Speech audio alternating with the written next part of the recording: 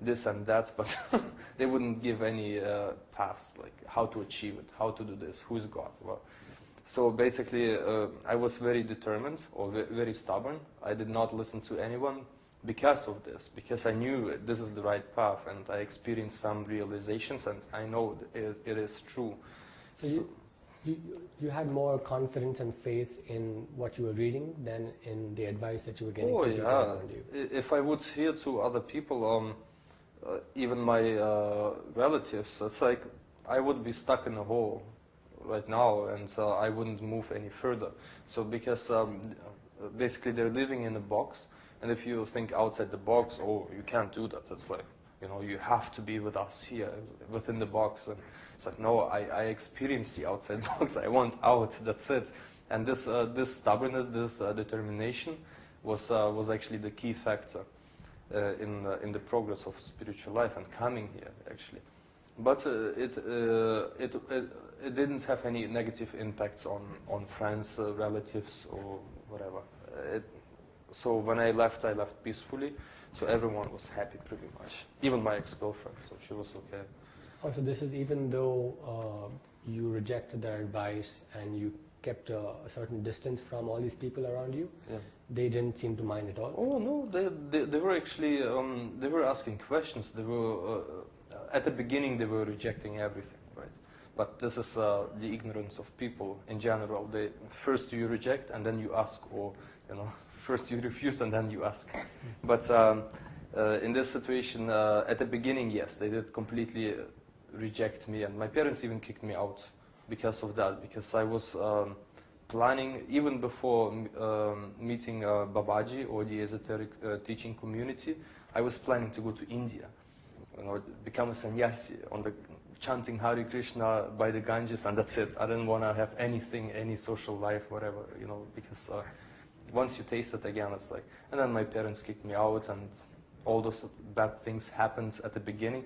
But then they realized, no, he is serious about it. It's not like he just talks or something came up in his head and so he just, no, it's actually he is following the path. He's not just talking about it, but he's doing it. And again, at last, and not at least, everyone became pretty much not happy, but confident in, or they had some confidence in me, what I am doing. So they realized that, no, we can't hold him back, we can't brainwash him, we can't do anything with him, because he has a free personality and he does what he thinks is right for himself. So they actually developed a certain respect for your principles. Oh yes. It's and this is even my co-workers at work. They would first they would talk about all those. What was it about ISKCON, how bad ISKCON is, corrupt ISKCON is, and so forth, and they don't know anything about Babaji or the esoteric teaching, right? But afterwards they would, because I would hold on to my decision and read the books even at work in PDF files. So I was reading and listening to Vishnu Sahasranam all the time, so I would stay focused.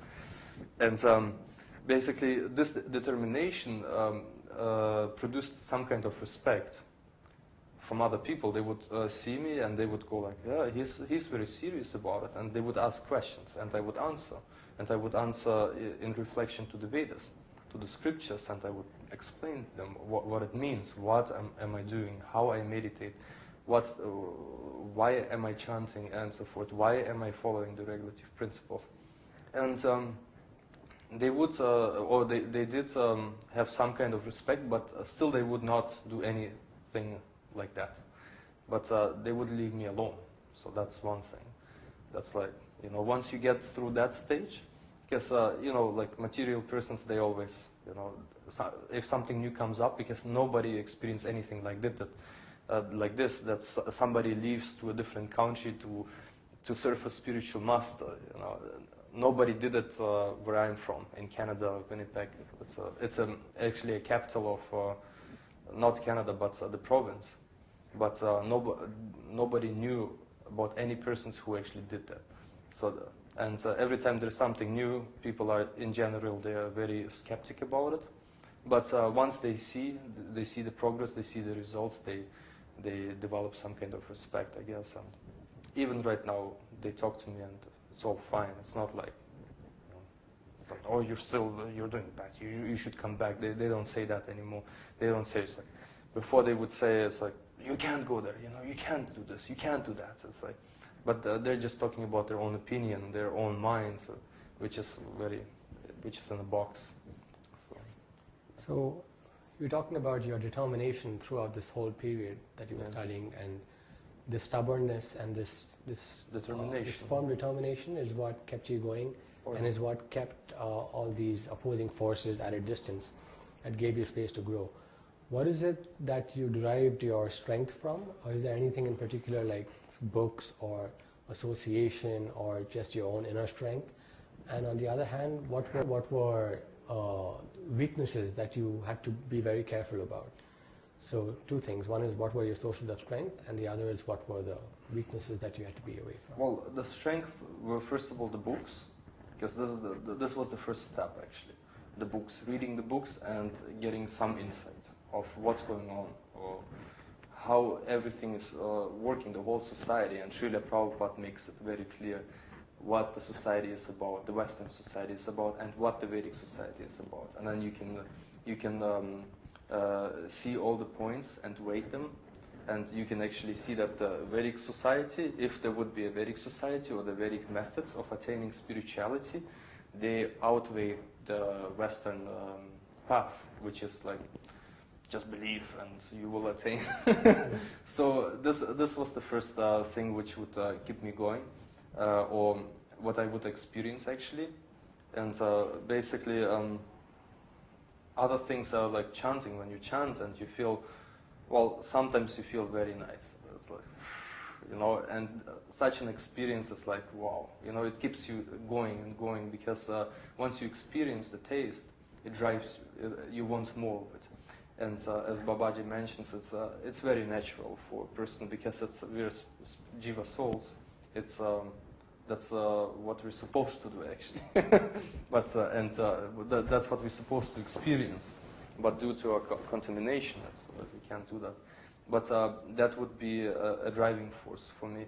And other experiences with Krishna, we talked about it. So I told Babaji and everyone what the experiences were, and it's just outstanding. It's like, it's unbelievable actually. If you would talk to a material person, it's like, what are you talking about? It's like, but that would be also a driving force.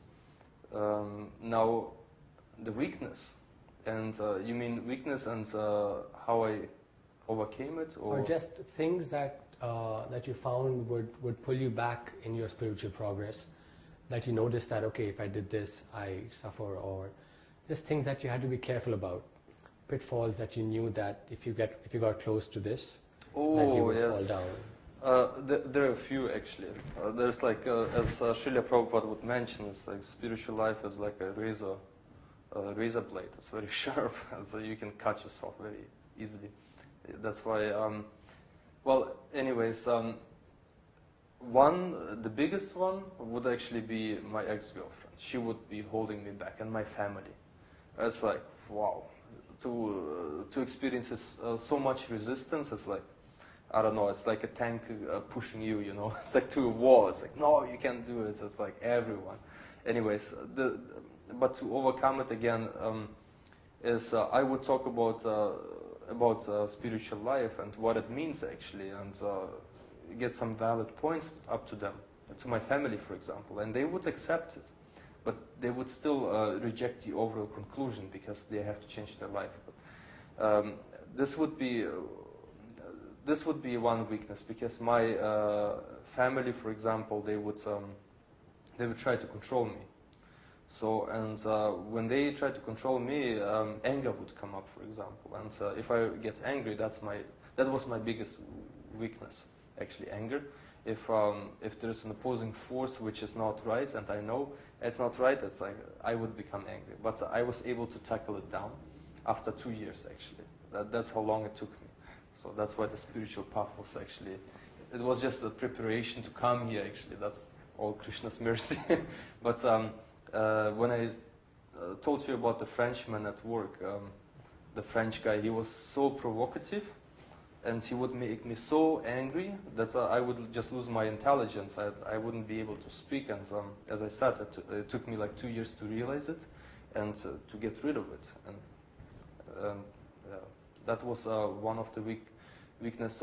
Another weakness would be self-esteem. Self-esteem, can I do it? It's like, no, I can't do it. You know, when you first start to follow the regulative principles, like meat eating was very easy. I never drank too much anyways, alcohol or whatever. Cigarette smoking, I was able to drop it like this. It's like when you chance, it just releases all the bad habits from you. After how long of smoking? 12 years. Okay. Yeah, when I was 12 I started, and 22 wait a second, 24? Yeah. No, actually